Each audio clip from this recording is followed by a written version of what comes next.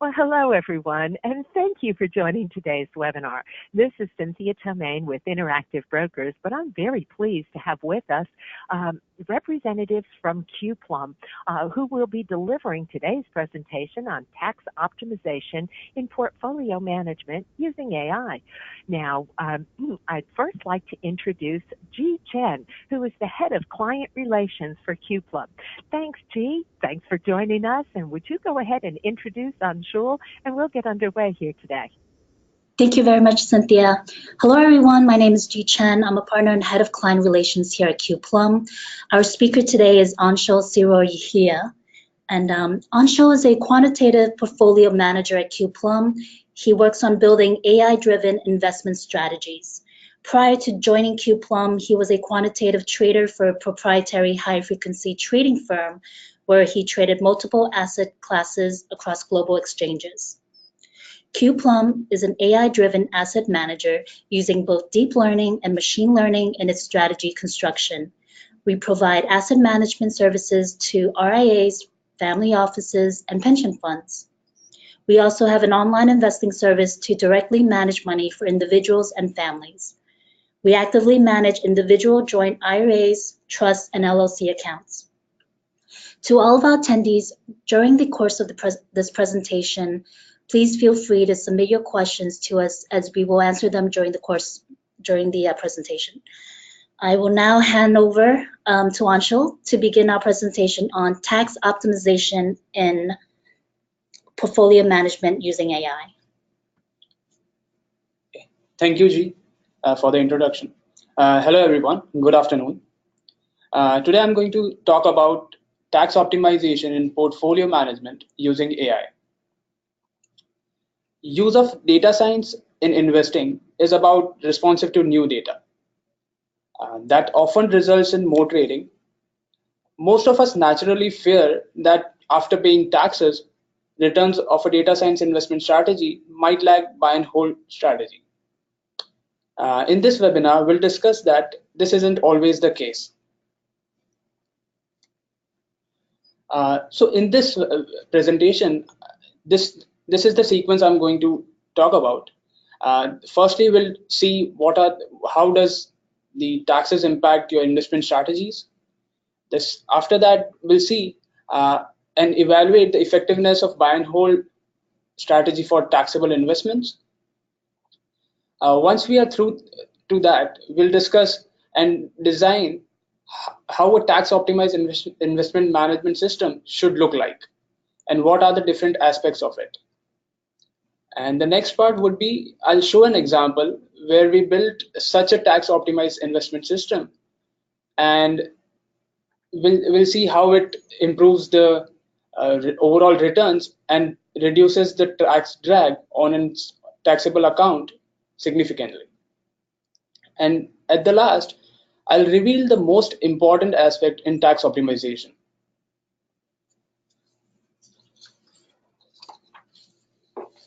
So before we discuss the importance of saving taxes on the investment strategy, it is necessary to get an overview of how capital gains are taxed. So capital gains can be divided into two categories. One is the realized gains and the unrealized gains. And for taxable purposes, only the realized gains are taxed at the end of a year. And for realized gains, they can be divided into further subcategories. They could be short-term gains, they could be gains due to dividends, they could be long-term gains. The short-term gains are taxed as your ordinary income, while the long-term gains are taxed at a preferential rate, which is lower than your ordinary income rate. So, on the contrary, realized losses can be used to offset the gains. In the later part of the presentation, we'll analyze the importance of those losses as well. Okay, so at this time, we would like to present our first poll question for all of our attendees, and just bear with me. and launch a first poll question. And the question is, you purchased Amazon stock at 1,000 in October 2017. It reaches $1,600 in March 2018. Now your view has changed. You expect it. So please take a moment and select between the options available. So you expect it to go down to, let's say, 1450. What among the two options, what do you do? Okay, so we'll give everyone a few seconds to go over that.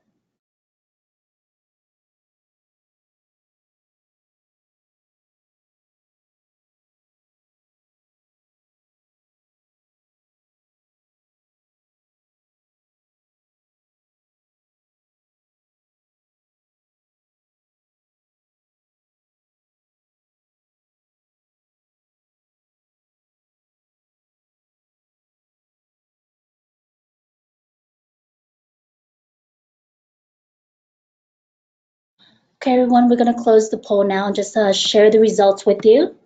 So, yeah, it seems about pretty much split even. Yeah, it's a split event. So about 45% of people have mentioned that they'll sell the lot and book the gain, as they expect the price to go down to 1500. But here the important point is that your expectation is that it would go down to 1500, right? Which is just about $100. And your gains is $600 over the past 5 months. So if you, and given that it is a short-term gain, you'll end up paying your regular income tax on that, which can be somewhere in the range of 50% of your gains, and which is roughly about $300.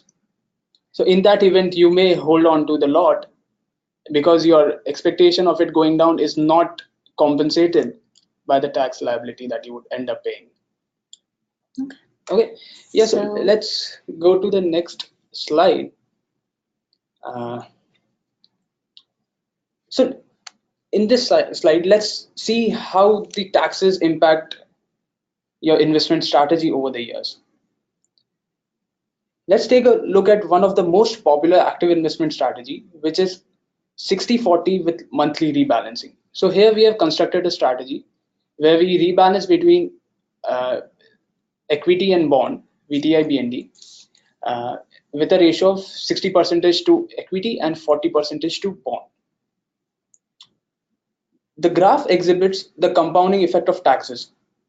In this scenario, we have hypothetically invested in two separate accounts. One, which is taxed at every year, that is the orange one, and the other one, which is tax deferred and will be taxed at redemption, which is the blue one. So for the blue one, you'll pay taxes at the end when you redeem the amount, while in the orange one you keep paying taxes. So you can assume that blue is a kind of an IRA account, while orange is a taxable account. And you can see that over the years, it has significantly, the overall your portfolio value, the net value of your portfolio has reduced to about 1.6 times of that.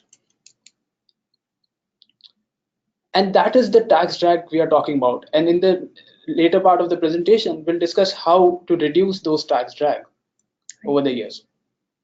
So one conclusion from this graph could be that it would be great to invest in a taxable account in a way that we don't have to pay taxes. Yep.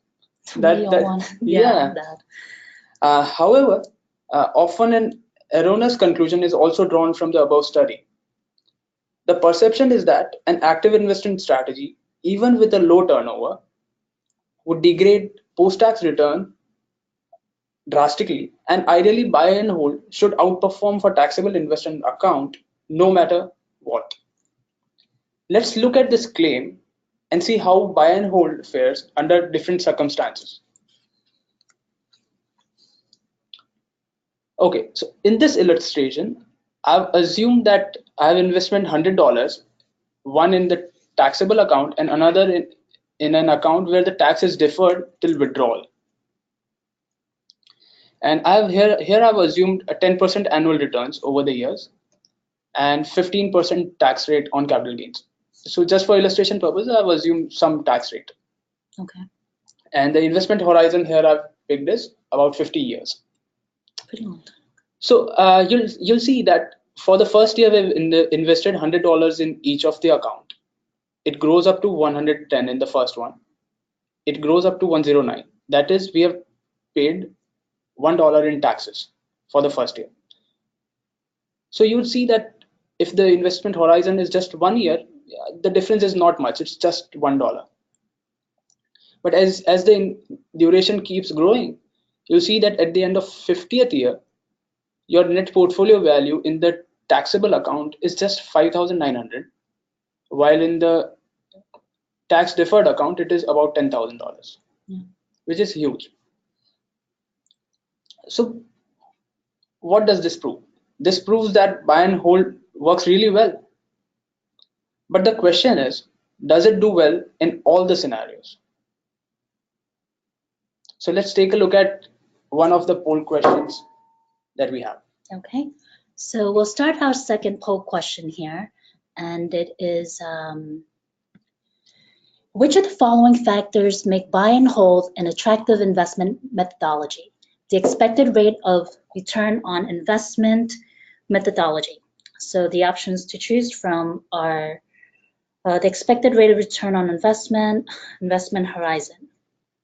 So we will give everyone a few moments, and also and go from there.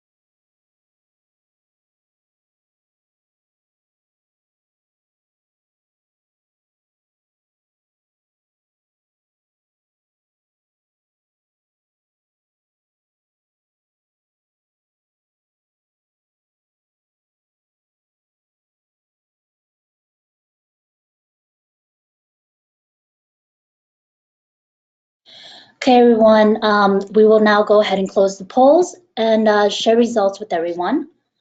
And okay, yeah, so many of the people have selected investment horizon and expected rate of return on investment, which is fairly the correct answer.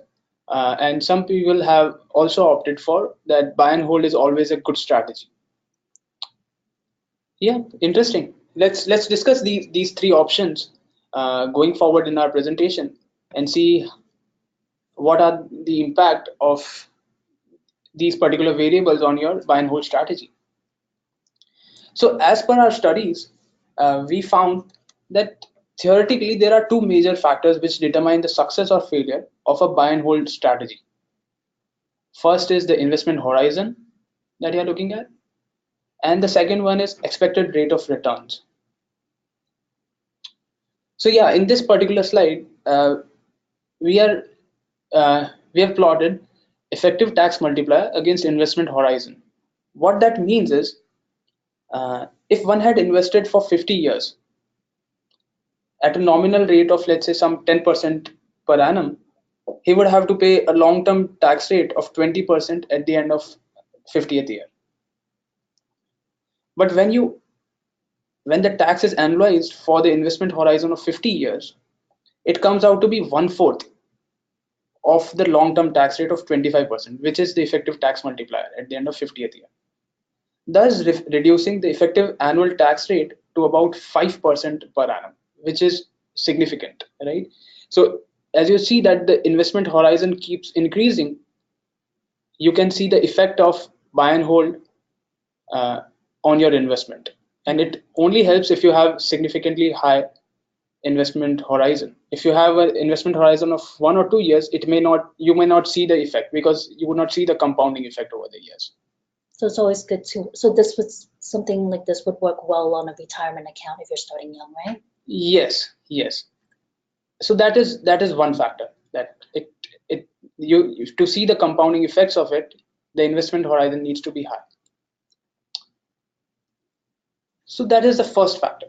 Now, the second important factor, which is often overlooked, is the effect of expected returns on buy and hold performance. As can be observed in the graph, at higher expected returns, the benefit of tax deferral are much higher. But at low rate of returns, like sub 2% annual returns, they aren't very significant. So if you see here that if I have an investment return, annual expected return of about 10%, the tax rate reduces by to 25%. Okay. While if I only have about 1 or 2% returns every year, the buy and hold strategy may not do as well. So as we have discussed, that the two most important factors are, first is the investment horizon that you have. The second one is what is the expected rate of return your investment is going to provide. And based on these two factors, we can evaluate the success or failure of a buy and hold investment strategy. But now let's look at some practical considerations. So these are the above analysis focuses on theoretical considerations, but more importantly, for practical purposes in real life, buy and hold is easier said than done.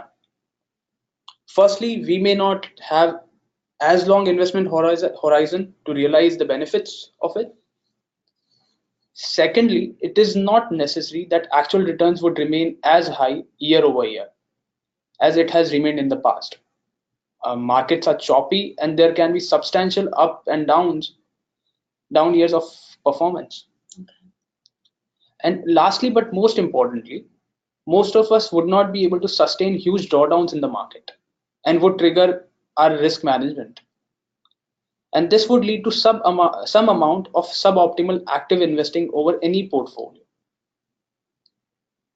And so here it would be prudent to conclude that as interesting as buy and hold strategy may sound as a concept, it is not practical to implement it in real life.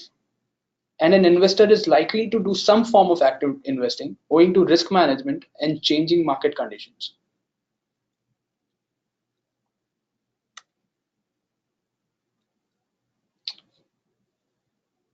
So in the subsequent sections, we'll discuss the design of an AI-driven tax-optimized investment system, and we'll discuss how it can help to grow investments without significant tax drags.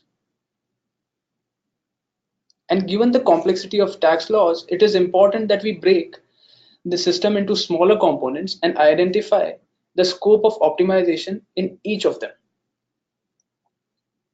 So an investment system would broadly have these two components. The first one is the strategy construction, where you construct tax optimized signals, you combine them and get a portfolio allocation. And the second system is to execute that portfolio allocations in a tax optimized or a tax aware manner. And so basically in the second option, there are multiple aspects like lot identification, tax loss harvesting, gain deferral, and wash sale prevention. So we'll go into detail on all these parameters, all these submodules in the later part of our slide.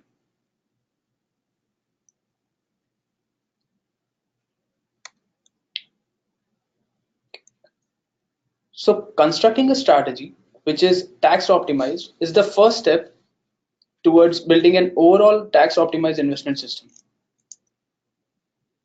The reason we need to construct a different pipeline for strategy construction is that variables to optimize for taxable investment strategy are vastly different. So what are the variables that I need to optimize on? The first one is turnover. I would not want to have a strategy which turns over a lot, because when you are turning over a lot, that means you are trading, buying and selling a lot of portfolios over a very short span of time. And that can lead to high realization of gains and can lead to higher taxes. So a low turnover is desirable, as higher the turnover, higher the realized portfolio gains and higher the tax liability.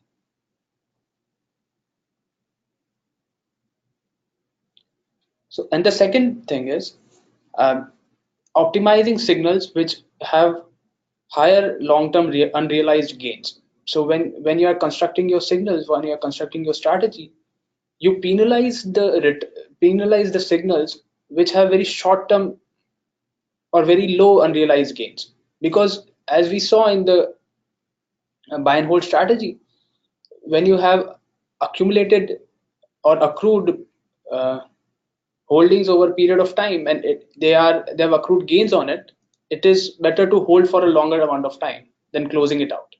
So those are the kind of factors that you would like to involve at the strategy construction phase, and focus on these three parameters, which is low turnover, uh, giving higher weightage to signals which have high long-term unrealized gains, and the third one is finally getting a signal which have better post-tax returns.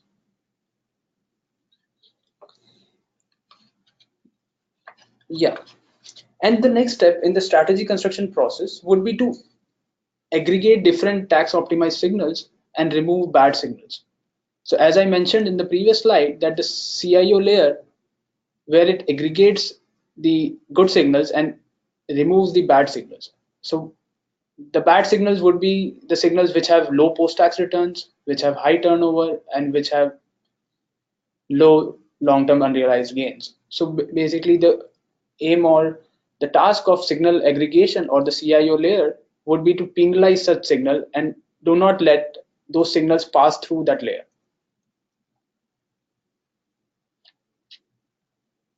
Okay, so coming to the next portion.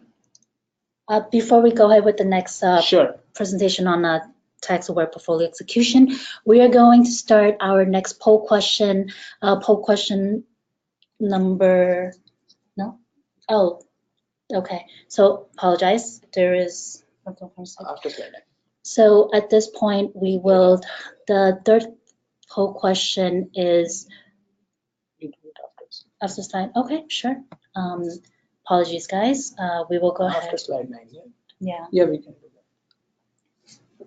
Yeah, we can take the third poll question actually right now. Okay, so the third poll question, sorry, is the current price of a stock is $1,450.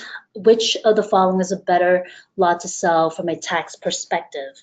Now you have lot A, bought at $1,300 2 years ago. Lot B, bought at $1,300 8 months ago. Lot C, bought at $1,500 2 months ago. Or the last option is, does not matter which lot you sell. So we'll give everyone a few moments to go ahead and make the selection.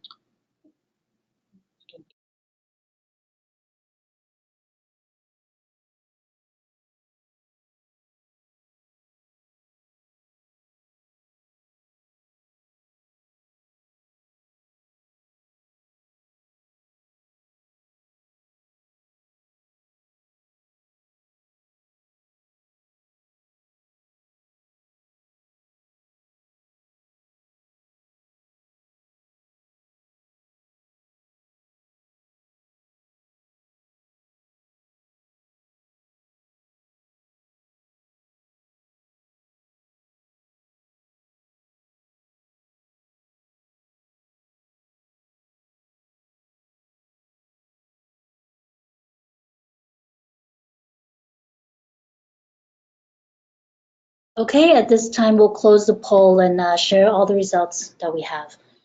So Yeah, so seems like the opinion is split between lot A and lot C. Okay, so here we need to understand that this particular process of choosing a lot or which lot to sell is called lot identification. We constantly would want to optimize that or sell the lot which reduces our tax liability. So if you look at the lot number 1, what we are doing is we bought at 1300 2 years ago and we are selling it at 1450. In that case, we are realizing the gain of $150 on that, and we'll end up paying the long-term tax rate on it. While if you do the lot C, what you are doing is you are booking a loss of $50, and that too a short-term loss. So which would reduce your tax liability by that much amount, given the higher tax rate of short-term losses and the loss that you book. So the ideal option would be to book the lot C instead of lot A, because when you book the lot A, you are booking gains and you'll end up paying taxes on that. I think it's easy for like a lot of people to just make the assessment that it's a long-term gain because it's been purchased 2 years ago and use that option. Yeah. But yeah, that's good. Yeah. Okay, so we will resume the rest of the presentation. Yeah. So as we discussed, the construction of a strategy is only a half of the work. The next crucial part is executing the trades in a tax-aware manner to get close to the desired allocation as suggested by the strategy. So as we did in the poll question earlier, what we did was we were given an allocation from the strategy and we were told that we have to sell that lot. We have to sell one lot from that stock holdings. And we decided which lot is a better lot to sell. Was lot A a better option, lot B, or lot C? And we saw that how identification of lot can lead to optimization of taxes or reduce your tax liability. So these decisions, when you make at every point of time while trading, you effectively reduce your tax liability over the years, right? And although that cost may seem like a small cost when you're booking that lot, but when it is compounded over the years, it can add significant tax drag on your investment if done suboptimally. So as we discussed earlier, the different kind of gains are taxed differently, and the losses can be claimed to offset gains. And this differential tax treatment opens up the opportunity for optimization at the order execution level. Sometimes we have to sell the investments, losing their value at a loss as well. Or sometimes the other option is we may have to defer selling investment which have accrued gains over a short period to avoid getting taxed at a higher rate. So let's say in a particular lot, like the lot A, it had gained $150 over 2 years. So in that case, I may want to defer the gains, booking the gains at that point of time, and may realize it later. Because when I book it right now, I may have to pay about 20% on the $150 that I receive as a gain. So those are some optimizations that you need to build in your system so that it takes the decision which can help you grow your investments further without any significant tax drag. So the first one is loss to be offset against the gains, and the second is defer gains to reduce realization of those gains so that you don't end up paying taxes. The other important aspect is wash sale prevention. So what is wash sale? Let's take a look at that first. So if the investor buys substantially identical security in a period of, let's say, 61 days of selling a security at loss, then she is not eligible to claim the loss for tax redemption. And the loss is deferred till the replacement security is sold.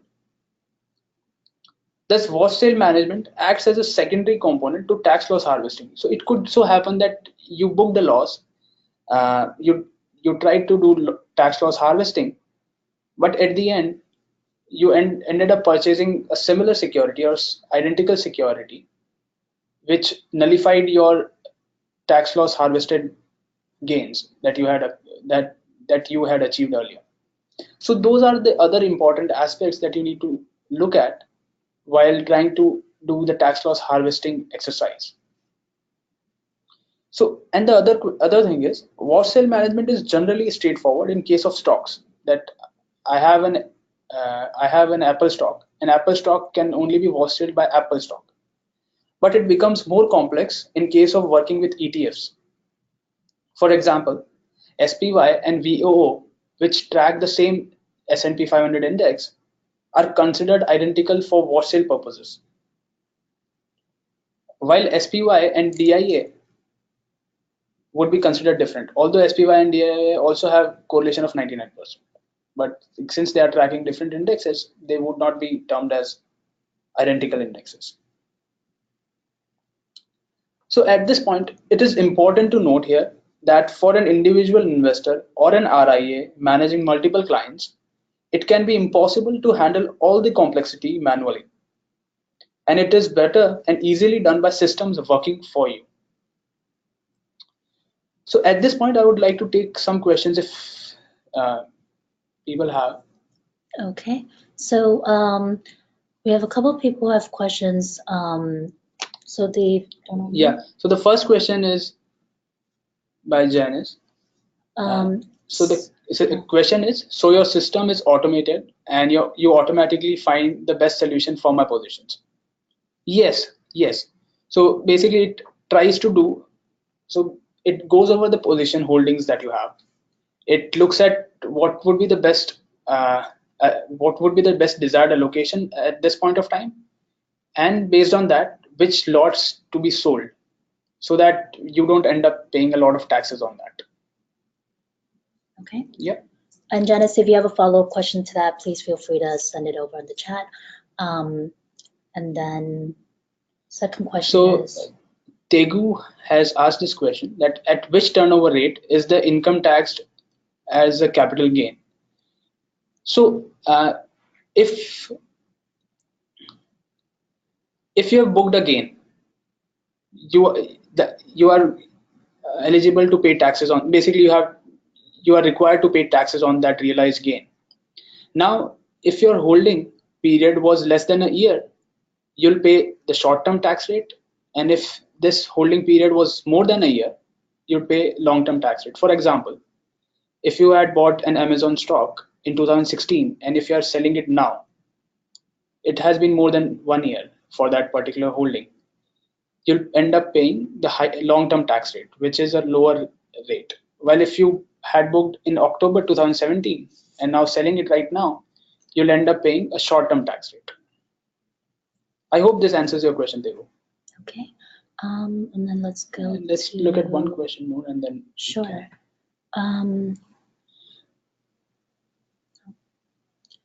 Yes. So do you trade municipal bonds, EM bonds, or is it only stocks that your algorithm trades? So we trade mostly ETFs, which are highly liquid and diversified across asset classes. So we have ETFs across equities, and even in equities we have it diversified across various classes, as in technology sectors, US stocks, international stocks. And among bonds, we have done the same thing, that short-term bonds, long-term bonds, inflation-protected, inflation-adjusted bonds. And we don't trade any stocks. We feel that the ETFs are, there's a lot of opportunities to have in ETFs, and it's globally diversified. So very good range there. Yeah, so Arpan Shah has asked this question: Does qplum create its own tax optimization engine or use off-the-shelf software? So yeah, we do. So we have everything managed by our own teams, and we have built our own tax optimization engine, which works in line with our other portfolio allocations as well, so that we know that this system needs to be holistic in approach. It needs to understand the limitations of different parts, and that's why we don't rely on off-the-shelf softwares and have created our own softwares to do that. Greater control, yeah. Right? Yeah. Okay, so we will get back to the presentation at this point and go back to questions at a later point. Yeah. So let's take a look at the next poll question, and let's test our understanding of the topic, that what we have discussed so far with this question.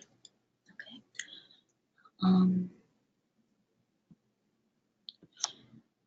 So our last poll question is, which of the following attributes are important while building an investment strategy for a taxable account.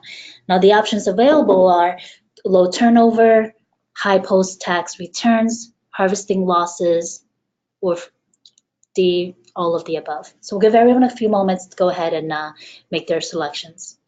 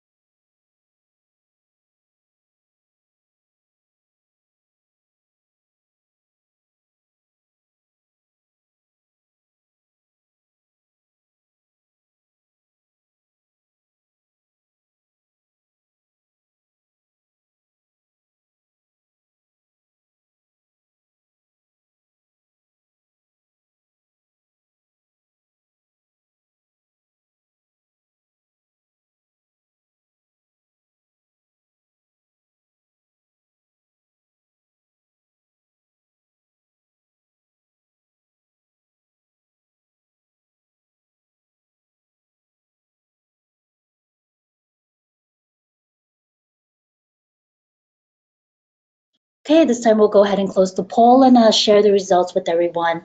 And overwhelmingly. Yeah. So yeah, actually all of the above is the correct answer. But yeah, because once it's not just that if you have a good signal with a very high post-tax return and you don't do optimization at the order execution level, it may end up being a suboptimal strategy. So as I had discussed earlier, it needs to be holistic in its approach, that it needs to take into account all the factors. Like it needs to have a really good strategy which has high post-tax returns, and then you harvest losses and do lot identification and execute that portfolio in a tax aware manner. So yeah, the D option is the most preferred option, and let's go with that. So till now we have discussed about building a theoretical AI driven system, right? But now let's take a look at if it works well in practice or not. So in this particular example, what we have done is we took a strategy which had an annual pre-tax return of 7.5%. We, based on its realization that if it was short terms, we taxed at 50%. If it was long-term gain, we taxed it at 20%. And based on that, we saw that the post-tax returns went down to 6.08% only. So you can see that it is about 1.57 per annum, 1.5 per annum that returns have dropped to. But after that, we added a tax optimizer on the strategy, and we saw that the results actually were much better than even the pre-tax returns. So by using this tax optimized order execution system, the post-tax returns increased to 7.72, and here it goes to show that order execution system not only saves on taxes, but it can also help to offset some capital gains outside of this investment, or it can be used to offset ordinary income as well. So this is one of the examples that we wanted to share with you guys, that it's not just a theoretical considerations, but when you actually implement it, you can see some effect on the returns as well. So this is the 5-year period that we took, which had a bull run and some choppy periods as well in the beginning, and did an analysis on that, and we can see that the difference is significant. So you can see that at the end, post-tax returns are actually better or close to pre-tax return. That means you are not even paying taxes. Yeah, and that over long term. Yeah, 5 years, and yeah. Now coming to the last part of the presentation, as I had discussed earlier, that I would reveal the most important aspect of tax optimization. Let's discuss it. So investing is a lifelong activity. So earlier what we had discussed was that I had an investment account and somebody was managing it. But that's not how the investing works over the years. The investing is a lifelong activity. The investor would add money to his account, withdraw some funds at the time of the need, uh, capitulate and withdraw cash maybe, and maybe the other option is to switch to a different investment strategy or a portfolio manager who does not support the currently held securities. So each of these tasks could incur significant tax liabilities for the investor. Thus, it is imperative that financial advisors should incorporate all these factors and should create a tailored tax-aware action plan for each individual based on his or her current tax bracket, years to retirement, coming expenses, etc. Right?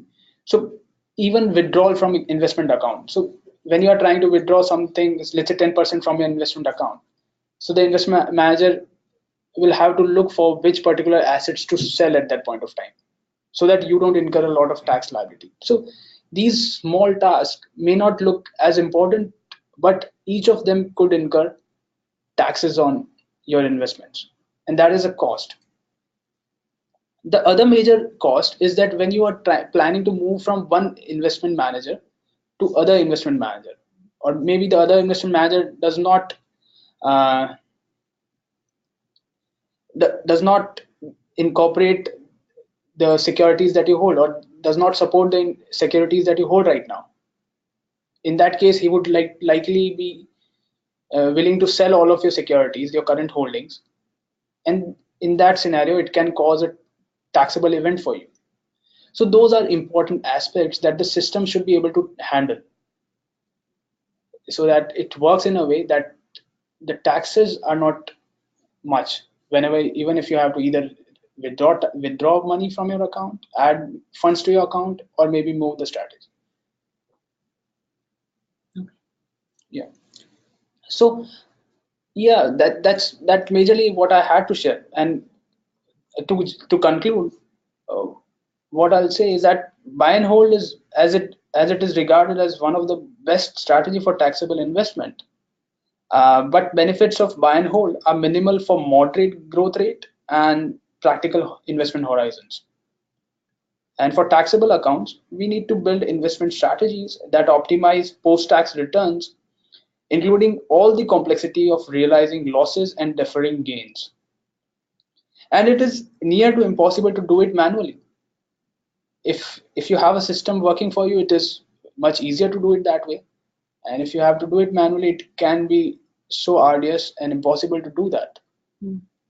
So our proposed solution is to build a data-driven system to do so. And this system needs to be holistic in its approach, so that different individual components ranging from portfolio allocations to order execution is tax aware and is optimized in that manner. So yeah, that's what I had to share in most of the presentation. Yes. So at this time, we'll go ahead and go over the other questions that were asked. Julia mentions that, just give me one moment. So Julia's question is, there's no tax implications in a Roth, for example, right? For example, right? Just tax implications in taxable accounts. Yes. So your IRAs do not have tax implications on them. They are tax deferred till you withdraw them. Yes. So another question that we have from Ben is, among signal generation and order generation, optimization at which of these two levels is more important while creating a tax optimized investment system? Yeah, it is a very good question actually. So both these layers are very important. Signal generation and order execution, both of them are important while building such a system, because as we saw in this example, that although the first strategy was optimized on a signal, it had really good post-tax returns, but we had not executed in the most optimal manner. And when we try to do it in an optimal manner, the returns actually go up. And that's the reason we are focusing on this particular point, that it needs to be holistic in its approach, that it needs to take into account both the factors. It cannot be the case that you have a very good post-tax return strategy, and it does well even if you have a suboptimal execution system. So both these factors take into account, and if built, can add to the investment. Okay. Another question that we have is from Dan, is how can post-tax returns be better than pre-tax returns for a taxable account? Yeah, so as I had discussed, that it can be better if you are able to harvest some losses on that. And as we discussed, that losses can offset some of the realized gains that you have over the years, and thus reduce tax liability. So, and you can also offset some other investment gains or ordinary income with that. And that's how the post-tax returns can be better than pre-tax return. Okay. So another question that we have is from Tegu, is if we do not withdraw more than we put into our account, is there a tax implication? By Tegu. Yes, so in your account, if there is a strategy, if you are trading, you are going to have tax liabilities. So if there's an active investment strategy, it is going to have tax implications. So even if you don't withdraw or add money to your account, there will be some form of tax liability on that. okay. Another question that we have is also from Satish. So his question is, the topic is tax optimization and portfolio management using AI. What is the AI component here? All of this is traditional rule-based approach. How does AI help here? So AI is at two levels. The first one is constructing the signals. And while constructing signals, you need to optimize so that the variables like turnover are penalized. So you get to have a low turnover strategy, because as we discussed, higher turnover, higher taxes. So at those levels, while constructing the portfolio, it is implemented using data science techniques. And the other one is during order execution. So while execution, at times, what can happen is that even in order execution, it is at two levels. The first one is tax loss harvesting and gain deferral. So what is the loss that you can harvest? You cannot harvest all the losses. Only if the losses are significant enough to be booked, you can harvest that. Right? Otherwise, what you are actually doing is you are just booking a loss which is immaterial and getting away from your desired allocations. So those are some aspects where the AI is used. The other last aspect where AI is used is wash sale prevention. So given that if you are trading, means it is difficult to be allocated at all times without preventing wash sales. And at that point of time, you can use AI-driven techniques to see which assets or which particular securities are close to each other in terms of mimicking their behavior, while at the same time not wash selling each other. So those are three important places where AI is used. So the next question comes from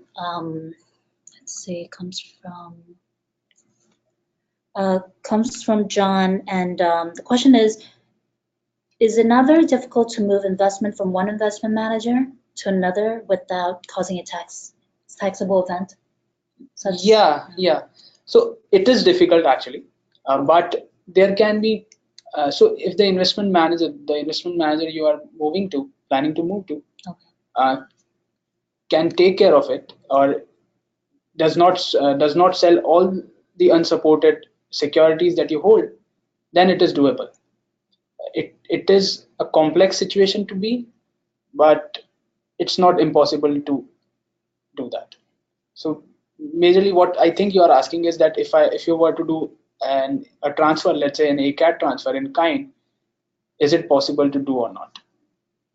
So the short answer is it is possible, but difficult. Okay. But can be achieved using, if the system can take care of that, it can be achieved. Okay. So at this time, we would just want to say thank you very much again for joining us today. That's pretty much sums up our questions Q&A at this point. So for any attendees who are registered investment advisors, family offices, or pension funds, qplum offers tax optimization along with trade execution as a service. Please feel free to send any inquiries to contact@qplum.co. And Cynthia, I will now hand over the closing remarks over to you. Thank you. Thank you, everyone. Well, Dee and Anshul, thank you so much for making today's presentation possible. I also want to thank everyone for joining us here this afternoon and remind you all that we have been recording today's event, and you'll get a direct link to today's recorded playback along with a copy of the notes that were used in today's session soon after the webinar ends. So if you do want to come back and review those concepts, please watch your inbox later on today. Well, with that, we are going to conclude our event. Thank you all for joining. Have a great rest of your day. And you can exit today's session using the X in the upper right-hand corner of the screen. Thanks so much, everyone. Have a great one.